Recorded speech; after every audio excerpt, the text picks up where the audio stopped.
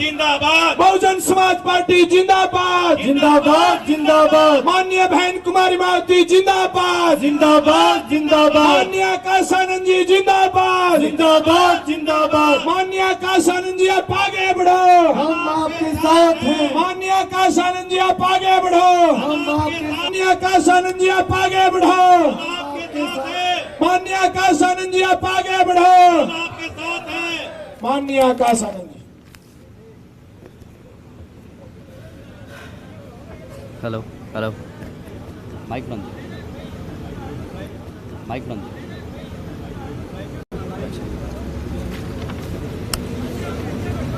Hello, ठीक। लगे। जय भीम। थक गए, गर्मी लग रही है सबको। हाँ पीछे बैठे सारे लोग आप बीएसपी की कैडर मीटिंग में आए हैं। आप लोगों में अगर जोश नहीं होगा तो आप बाकी जनता में जोश कैसे भरेंगे? तो एक बारी आप ऐसा जय भीम बोलते हैं कि पूरे यमुनानगर को पता चल जाए कि बसपा की कैडर मीटिंग चल रही है। ठीक, जय भीम। जय भीम। अब अच्छा लगा। साथियों, सबसे पहले मैं अपने सभी संतों, गुरुओं व महापुरुषों को, जिसमें खासकर महात्मा ज्योतिबा फूले, छत्रपति शाहू जी महाराज, नारायणा गुरु, पेरियार रामास्वामी जी, बाबा साहब डॉक्टर भीमराव अंबेडकर जी एवं मान्यवर साहब श्री काशीराम जी को नमन करता हूं। मान्यवर साहब श्री काशीराम जी की एकमात्र उत्तराधिकारी हमारी आदरणीय बहन कुमारी मायावती जी को भी नमन करता हूं। उत्तर प्रदेश की 4 बार मुख्यमंत्री, लोकसभा व राज्यसभा की कई बार सदस्य रही आदरणीय बहन कुमारी मायावती जी, जिन्होंने सभी SC ST OBC एवं अल्पसंख्यक समाज के साथ साथ सर्व समाज में से गरीबों और कमज़ोरों के लिए अपना पूरा जीवन समर्पित किया है। और मुझे गर्व है कि मुझे ऐसे महान नेता के नेतृत्व में काम करने का मौका मिल रहा है। आदरणीय बहन कुमारी मायावती जी का मैं हार्दिक अभिनंदन और आभार व्यक्त करता हूं।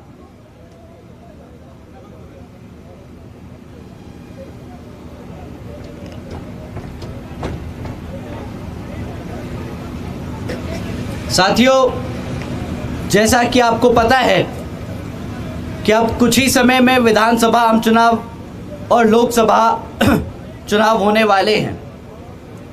इसका मतलब है कि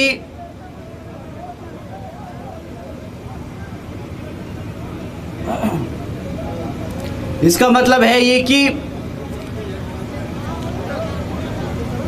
मनुवादी सोच रखने वाली पार्टियां, कांग्रेस, बीजेपी जैसी, अब आपके बीच में फिर आएंगी और फिर से आपको गुमराह करने की कोशिश करेंगी।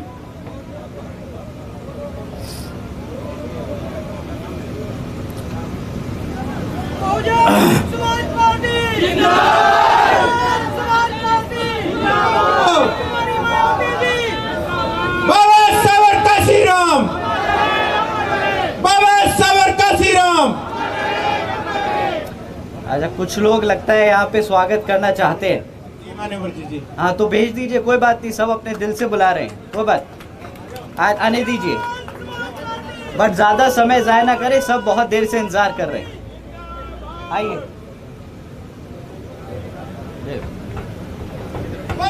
समाज पार्टी जिंदाबाद, जिंदाबाद, जिंदाबाद। बाबा सावरकर श्री राम, अमर है, अमर है। बाबा सावरकर श्री राम, अमर है, अमर है। वोट हमारा, राज तुम्हारा, नहीं चलेगा, नहीं चलेगा। वोट हमारा, राज तुम्हारा, नहीं चलेगा, नहीं चलेगा। बीएसपी की क्या पहचान, नीला झंडा हाथी निशान। बीएसपी की क्या पहचान, नीला झंडा हाथी निशान।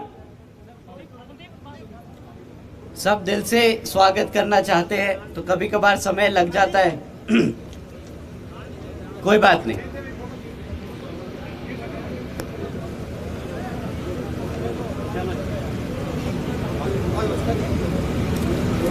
साथियों, जैसा कि आपको मालूम है कि ये समीक्षा बैठक है आपके कैडर की, आपके बूथ लेवल की, सेक्टर लेवल की और विधानसभा लेवल पे। क्या आप लोग जानते हैं कि ये बूथ लेवल का और सेक्टर लेवल का ये कमेटी सिस्टम किसने बनाया था? आपकी पार्टी को भारत की तीसरी सबसे बड़ी पार्टी बनाने का श्रेय मान्यवर साहब और बहन जी को जाता है। मान्यवर साहब और बहन जी ने ये सिस्टम काफ़ी सोच समझ के तैयार किया था और ये सिस्टम इतना इफ़ेक्टिव है, इतना केपेबल है कि अगर इसे हमने सही तरीके से ज़मीनी स्तर पे इम्प्लीमेंट कर दिया तो तीसरी नहीं, भारत की सबसे बड़ी पार्टी बन सकते हैं आप लोगों ने पिछले कई वर्षों से बहुत मेहनत करी है। कई स्तर पे आप लोगों ने काम किया है। कभी आपने बूथ लेवल पे काम किया, तो कभी आपने सेक्टर पे, तो कभी आपने विधानसभा स्तर पे काम किया, कभी आपने कार्यकर्ता बन के काम किया। परंतु जब ये पार्टी शुरू की गई थी तब आप सब 18, 19, 20 साल के हुआ करते थे। आज आप सब हमसे बड़े। आज आपका काम हमें युवा साथियों को आशीर्वाद देने का काम। अब आपका काम अपने बच्चों को, अपनी आने वाली पीढ़ी को ये समझाने का काम है कि कैसे उस बूथ लेवल पे काम करना है, किस तरीके से उस विधानसभा सेक्टर कमेटी में काम करना है, सेक्टर लेवल पे काम करना है, क्या मैसेज देना है। ये मैं आपको नहीं समझा पाऊंगा जितने अच्छे तरीके से आप खुद अपने बच्चों को बता पाएंगे, क्योंकि आपको जितने भी यहाँ बड़े बुजुर्ग बैठे हैं, आप सबको मान्यवर साहब ने खुद कैडर कैंप दिया है। मेरी किस्मत इतनी अच्छी नहीं थी कि मैं मान्यवर साहब के साथ उनके कैडर कैंप में शामिल हो सकूं, पर आप लोगों की थी।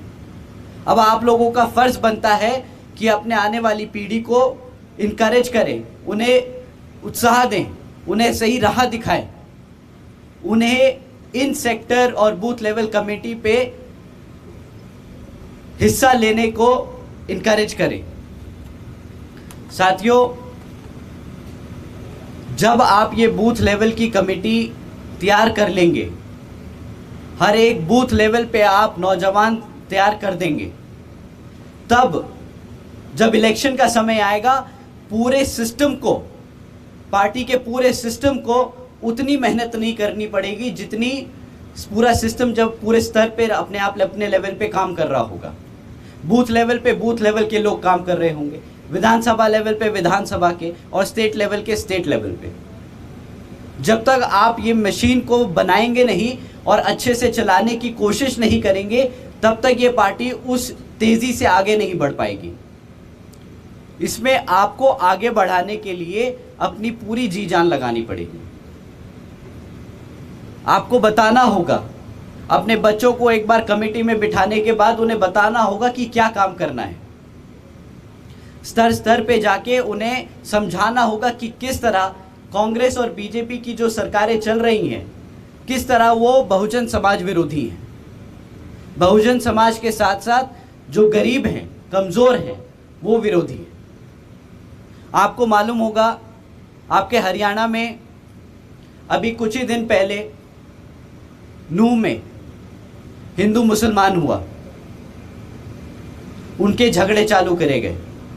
आपको लगता है क्या कि मुसलमान समाज हिंदू समाज के खिलाफ है? क्या मुसलमान भाई हमारे जो यहाँ मौजूद हैं, आपको लगता है क्या हिंदू समाज आपके खिलाफ है? एक बार हाथ उठा के बताइए अगर आपको लगता है कि आपस में झगड़ा नहीं है। हर धर्म, हर जाति सिर्फ एक चीज बताता है कि मिल बांट के कैसे आगे बढ़ना है। कोई धर्म ये नहीं बोलता कि इसका गला काटो कि उसका गला काटो, उसका भगवान बुरा है कि इसका अल्लाह बुरा है कि इसका राम बुरा है। कोई धर्म ये नहीं सिखाता। और जब हमारी जिंदगी में अगर नौकरी नहीं है, पेट भरने के लिए नहीं है, तो कोई धर्म काम नहीं आएगा। भगवान आपको आके आपका पेट नहीं भरेंगे। यहाँ ज़मीन पे मौजूद, इस धरती पे मौजूद जो आपके साथी हैं, जो आपके लोग हैं, वही आपकी मदद कर सकते हैं। उनको आप एक साथ जोड़ें, भाईचारा बनाएं, तो हम आगे बढ़ पाएंगे। साथियों, ये सिस्टम इतना टूट गया है कि आज हरियाणा में इतना बुरा हाल है कि हरियाणा पूरे भारत में दूसरे नंबर पे आके खड़ा हो गया मर्डर के केसेस में। यहाँ हर दिन 2 से ज़्यादा मर्डर के केस दर्ज किए जाते हैं, और बहुत हैं जो आज दर्ज भी नहीं होते। हरियाणा आज दूसरे नंबर पे पहुंच गया अपनी महिलाओं पे अत्याचार करने के मामलों में, रेप के मामलों में, और हरियाणा आज तीसरे नंबर पे पहुंच गया किडनैपिंग के मामलों में। क्या हरियाणा के लोग ऐसे हैं जो अत्याचार करें कमज़ोरों पे? मैं नहीं मानता। आप सब हरियाणा से, आप मुझे बता सकते हैं कि आप लोग क्या कमज़ोर हैं? आप इस तरीके की मानसिकता रखते हैं कि आप लोगों कमज़ोरों पे अत्याचार करें? बताइए साथियों। हरियाणा वो प्रदेश है जो आर्मी में सबसे ज़्यादा बच्चे भेजता है। आप अपने घर से अपने भविष्य को, अपने भारत की रक्षा करने के लिए बॉर्डर्स पे भेजते हो। कैसे मैं मान लूं कि ये हकीकत है? ये हरियाणा के लोग नहीं हैं, ये हमारे समाज के लोग नहीं हैं, ये वो गंदे तत्व हैं इस समाज के जिन्हें हमें अपने आप से दूर करना होगा। हमें अपने आप को, अपने समाज को, सारे SC ST व OBC समाज को एकजुट करना होगा, और जो अपर कास्ट समाज है उसमें से जितने भी गरीब, कमज़ोर, उन सबको भी जोड़ना होगा, क्योंकि अत्याचार जाति के साथ साथ कमज़ोरों पे होता है।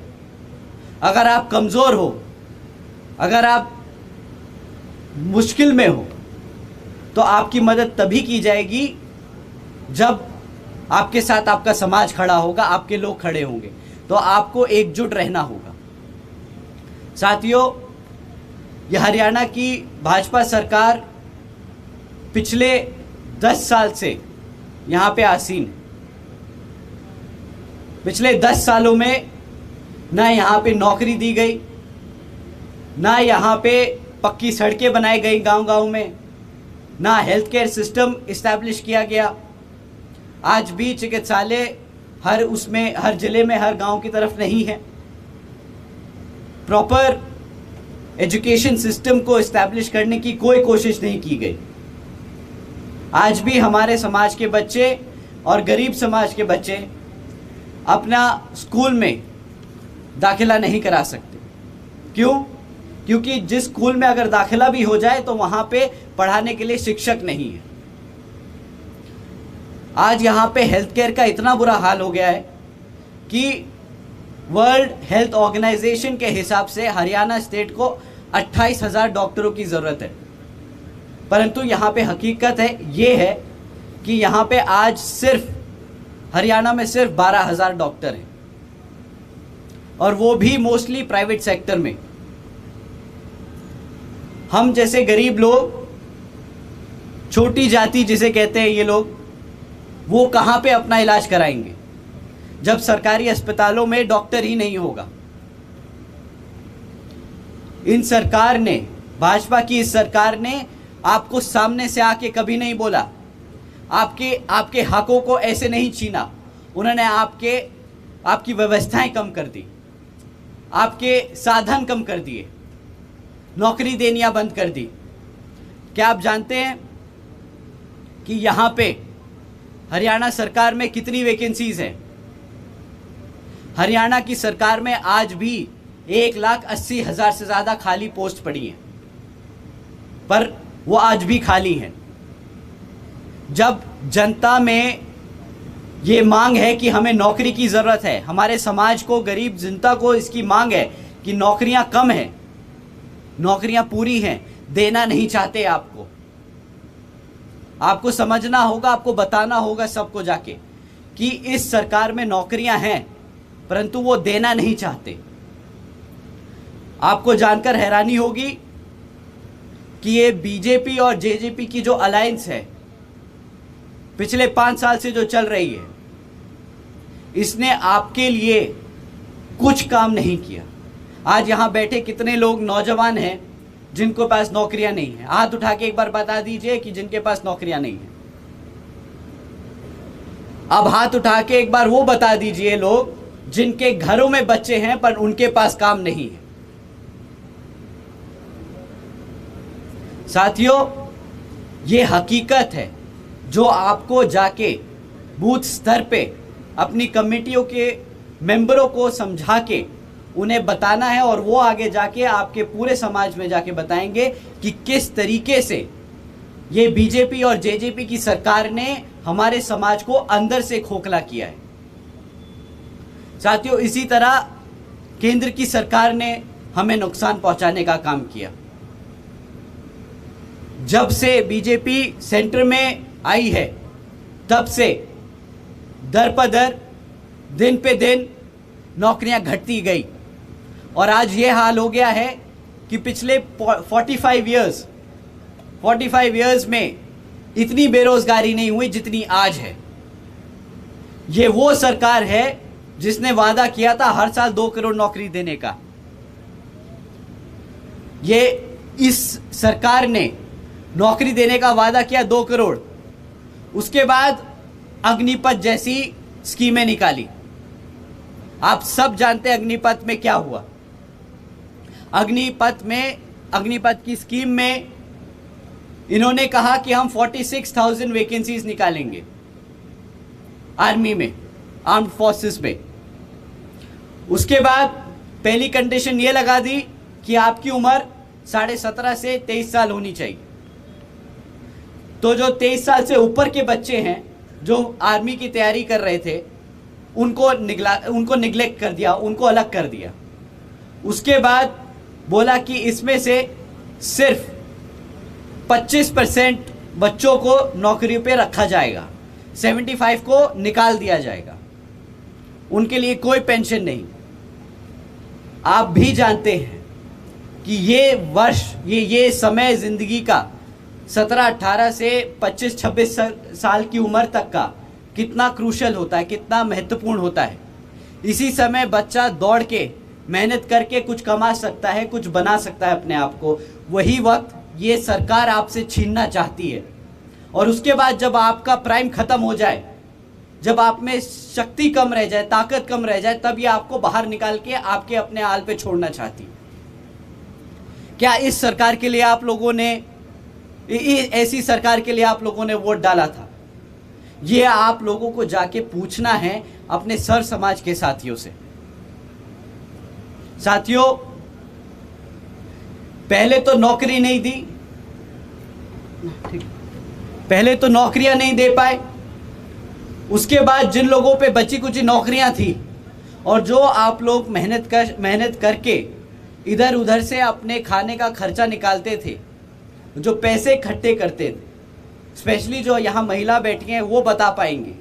आप सब ने जो अपनी छोटे छोटे मेहनत करके पैसे बचाए थे।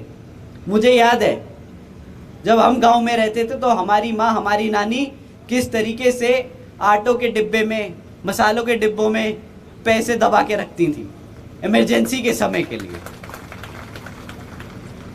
हमारे सब समाज के गरीब लोगों ने यही किया। 500-500, 1000-1000 रुपए के नोट जैसे जैसे बचते गए उन्होंने बचाते संभाल के रखते चले गए। पर मोदी जी एक दिन आते हैं रात को 8 बजे और बोलते हैं आपके 500 और 1000 के नोट बेकार हैं। एक बार नहीं सोचा कि जो इस जनता ने इतनी मेहनत करके इतने सालों की कमाई को एक जोड़ा था एक बुरे समय के लिए, कि कल कोई अगर समय ऐसा है कि उन्हें पैसे की जरूरत पड़े, उन्होंने वो आमदनी ही खत्म कर दी। किसके नाम पे? आपको भटकाने की कोशिश करी। कहा कि ये हमने नोट बंद किस खुशी में किए कि हम काला धन खत्म कर देंगे, करप्शन खत्म कर देंगे। पर आप सब जानते हैं कि ना वो काला धन खत्म हुआ, ना कोई करप्शन खत्म हुआ। कितने लोग यहां बैठे हैं जो बता सकते हैं कि कितने लोगों को काले धन के केसेस में अंदर करा गया? कोई खबर आई आप लोगों के पास? पर एक खबर जरूर आई कि 100 से ज्यादा लोगों की मौत हो गई नोट बदलते बदलते। ये तो वो हैं जिन लोगों को मीडिया ने हाईलाइट किया। ये संख्या लाखों में है।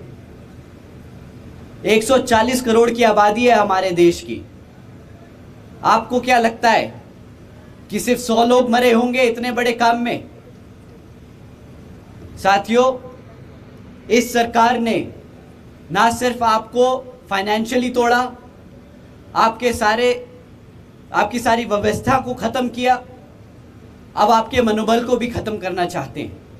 किस तरीके से? ये लोग आप तक सही इंफॉर्मेशन पहुंचने नहीं देते। आज की डेट में सारे मीडिया न्यूज आउटलेट जो टीवी चैनल पे आते हैं वो किसकी वाही करते हैं? बताइए साथियों, किसकी वाही होती है? क्या कहा? बीजेपी, मोदी जी। अच्छा, बीजेपी की भी तारीफ नहीं होती, सिर्फ मोदी जी की तारीफ होती है। मान सकते हैं, प्रधानमंत्री हैं वो। आज की डेट में प्रधानमंत्री जी अपनी कमी तो खुद बताएंगे नहीं, और जो मीडिया आउटलेट हैं उनको अपनी कमी बताने नहीं देंगे। आप तक सही इंफॉर्मेशन नहीं पहुंच पाती। इस व्यवस्था को ध्यान में रख के हमारे जो बहुजन समाज के बच्चे हैं जिनको काम नहीं मिल पा रहा, उन्होंने ये ठान लिया कि हम जो एक्चुअली जमीन पे हो रहा है वो आज तक पहुंचाने का काम करेंगे।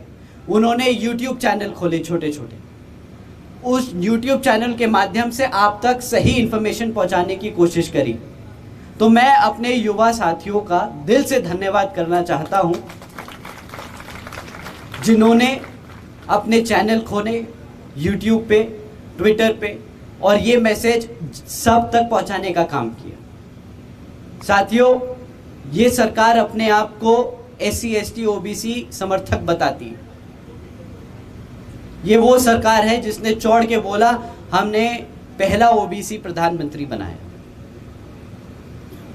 बट हकीकत ये है कि जब नया पार्लियामेंट खोला गया तो हमारे ट्राइबल कम्युनिटी से जो आती हैं हमारी प्रेसिडेंट, उन्हें तक को नहीं बुलाया गया।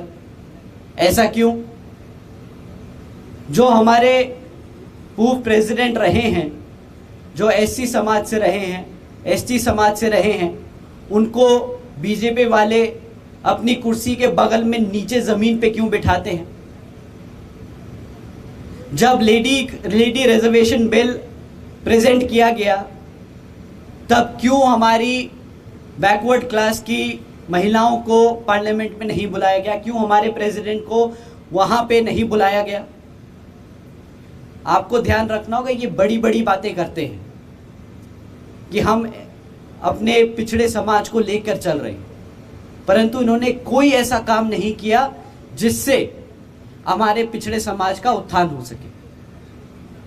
आज की खबर है, बीजेपी के एक MP ने सांसद सदन में BSP के सांसद को, जो मुस्लिम समाज से आते हैं, उनके लिए इतने अपशब्द इस्तेमाल करे जो मैं आज यहाँ मंच पे नहीं इस्तेमाल कर सकता। उन्होंने इंडिया के पार्लियामेंट में वो शब्द इस्तेमाल कर, आप लोगों ने सुना होगा। साथियों, ये हकीकत है। इनके शब्दों में मत आइए, इनकी हरकतों को नोट कीजिए कि कैसे इन्होंने हमें दबाने की कोशिश की। साथियों, यही वो सरकार है, यही वो पार्टी है। जब श्री VP सिंह जी की सरकार थी तो मंडल कमीशन रिपोर्ट को लागू कराने के लिए BSP ने अपनी जान लगा दी और मंडल कमीशन रिपोर्ट को लागू कराया, जिसके तहत हम सबको आज रिजर्वेशन मिला। परंतु जैसे ही ये मंडल कमीशन रिपोर्ट लागू हुई, भाजपा ने श्री वीपी सिंह की सरकार से अपना समर्थन खींच लिया ताकि वो उन्हें समझा सके कि ये दबा हुआ कुचला हुआ समाज है जिसको उठने नहीं देना। ये हकीकत है इस बीजेपी की। तो साथियों, अगर मैं ऐसे एग्जाम्पल निकालता रहा तो पूरी रात निकल जाएगी। आप सब ये सब बहुत बखूबी जानते हैं।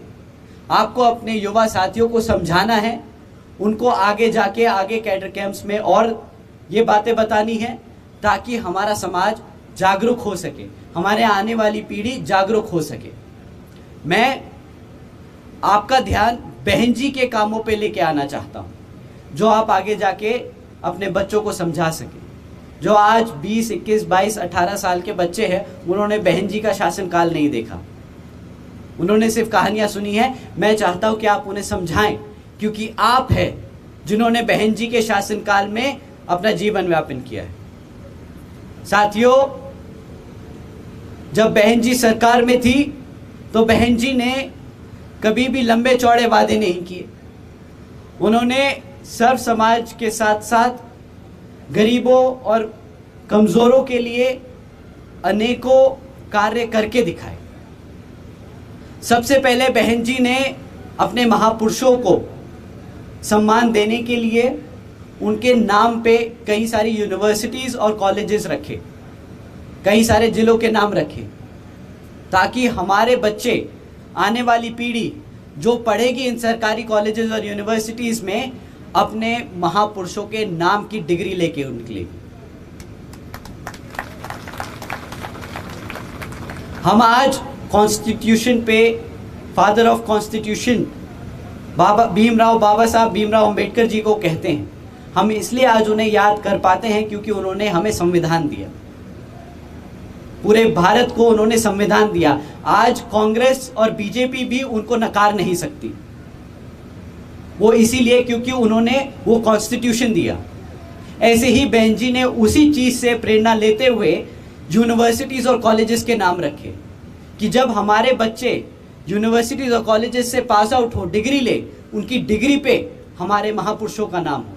तो एक बारी तो नहीं, कई बारी वो सोचेंगे कि जिनकी बदौलत आज मैं यहाँ पढ़ सकता हूँ, जिनकी बदौलत आज मैं डिग्री हासिल कर सकता हूँ, उनका क्या संघर्ष रहा होगा मेरे को यहाँ तक पहुँचाने के लिए। साथियों, बहन जी ने गौतम बुद्ध यूनिवर्सिटी रखी, अंबेडकर यूनिवर्सिटी रखी, छत्रपति शाहूजी महाराज यूनिवर्सिटी रखी, महात्मा ज्योतिबा फूले नगर बनाया, महामाया नगर बनाया, संत कबीर नगर बनाया। ये सारे नाम बहन जी ने, इसके साथ साथ अनेकों नाम रखे जो यूपी में सपा की सरकार ने आके बदल दिए।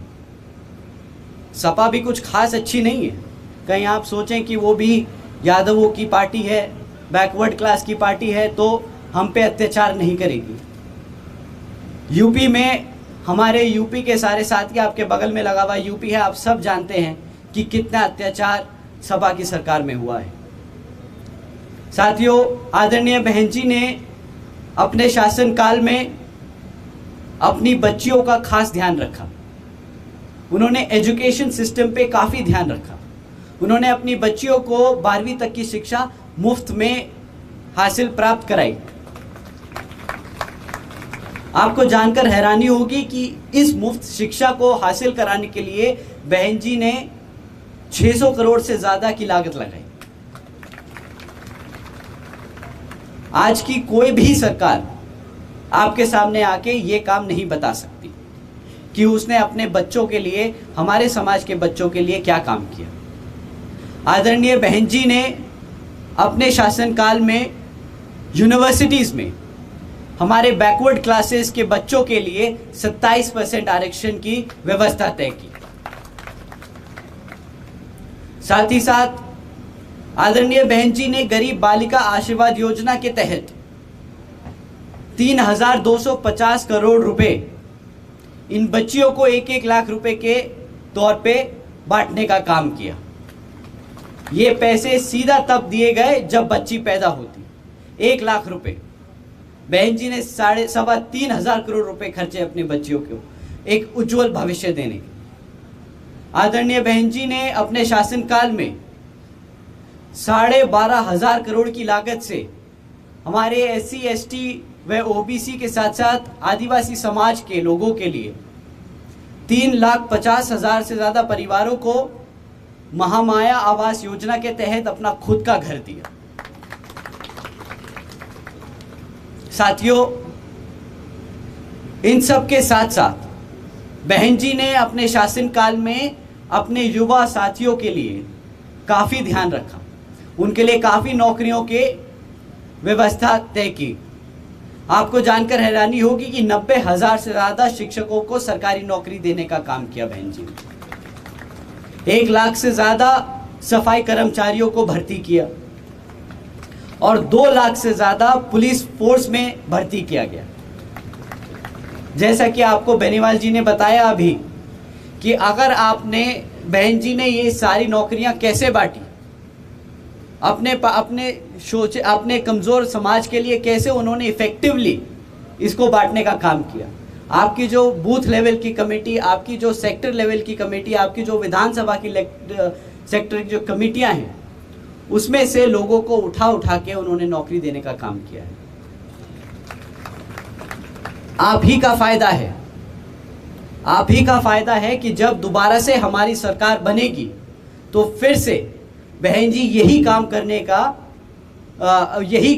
का काम करेंगे। आपके बूथ लेवल से लेकर बच्चों को उठा के सीधा सरकारी नौकरी देने का बहन जी काम करेंगे। तो अगर आप चाहते हैं कि आपके बच्चों को नौकरियां मिले तो आपको पार्टी को बूथ लेवल से लेके विधानसभा और स्टेट लेवल तक मजबूत करना। साथियों, आदरणीय बहन जी ने SC ST व OBC एवं अल्पसंख्यक समाज के साथ साथ सब समाज में से गरीबों कमज़ोरों को मुफ्त में कभी राशन देने का काम नहीं किया। उन्होंने कभी नहीं कहा कि आओ मुफ्त में 2 किलो चीनी, 2 किलो आटा, 2 किलो तेल ले लो। उन्हें मालूम था कि अगर उन्होंने ये काम किया तो हमारा समाज आज तो पेट भर लेगा, परंतु कल जब वो सत्ता में नहीं होंगे, जब हमारे पास सत्ता नहीं होगी, हमारे पास ताकत नहीं होगी, तो हम अपने बच्चों को पेट कैसे पालेंगे, उनको अपने पैरों पर कैसा खड़ा कर पाएंगे।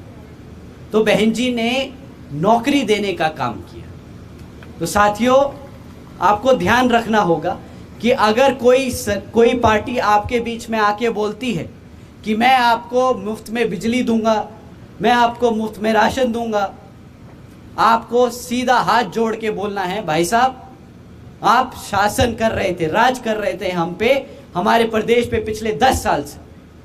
मेरे बच्चे को आज तक नौकरी नहीं मिली, पेंशन नहीं मिली। मैं आज अपना सर उठाकर समाज में नहीं घूम सकता क्योंकि मेरे पास पेट भरने के लिए पैसे नहीं हैं। तो जब आप राज कर रहे थे तो तब आपको ये ध्यान रखना था। आज जब मेरे पास वोट का अधिकार है, जब वोट देने की बारी आई है, तो आप फिर से आके मेरे को ये फालतू के वादे सुनाने वाले। तो साथियों, पलट के आपको सिर्फ एक ही जवाब देना है कि मेरा वोट तो सिर्फ हाथी को जाएगा। और घबराना नहीं बोलते वक्त, घबराना नहीं बताते वक्त कि आप किस खेमे से, बताते वक्त घबराना नहीं कि आप किस समाज से, किस पार्टी से हैं। बाबा साहब घबराते नहीं थे। बाबा साहब ने ढंके की चोट पे इस भारत को संविधान देने का काम किया।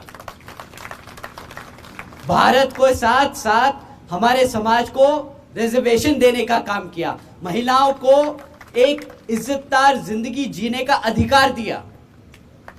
साथियों, आप उनके बच्चे हो, हम में उनका खून दौड़ता है, तो हम डरते और घबराते नहीं हैं। हम चौड़ के बोलते हैं कि हाँ हैं हम SC, हाँ हम हैं ST, हाँ हैं हम OBC समाज से, और हमारी ताकत इतनी है कि अगर अपने पे आ गए तो तुम्हें कल गद्दी छोड़नी पड़ सकती है। तो इस बारी साथियों, आने वाले चुनाव में अपने सर्व समाज के साथियों को एक साथ जोड़ें, पार्टी के हर एक स्तर की कमेटी को मजबूती से तैयार करें और आने वाले विधानसभा और लोकसभा आम चुनाव में इस तरीके से आप वोट डालें कि हरियाणा में बीएसपी के बिना किसी की सरकार बन ही ना पाए। बहन जी ने आपके ऊपर ये जिम्मेदारी छोड़ी है, तो आपसे उम्मीद करता हूं कि बहन जी को आप निराश नहीं करेंगे। हम सब आपके साथ मेहनत करके लगे हैं। आप लोग आगे बढ़कर बीएसपी को आने वाले लोकसभा और विधानसभा आम चुनाव में जिताएंगे। मैं अपनी बात यहीं समाप्त करते हुए आप सभी का तहे दिल से शुक्रिया अदा करता हूं। साथियों, जय भीम, जय भारत, जय बहन जी। जिंदाबाद जिंदाबाद जिंदाबाद माननीय बहन कुमारी मायावती जिंदाबाद जिंदाबाद जिंदाबाद आदरणीय बहन कुमारी मायावती जिंदाबाद जिंदाबाद जिंदाबाद आदरणीय बहन कुमारी मायावती जिंदाबाद जिंदाबाद जिंदाबाद बाबा सावर काशी राम अमर रहे अमर रहे बाबा सावर काशी राम अमर रहे अमर रहे मान्य आकाश आनंद जी जिंदाबाद जिंदाबाद जिंदाबाद मान्य आकाश आनंद जी जिंदाबाद जिंदाबाद जिंदाबाद मान्य आकाश आनंद जी आगे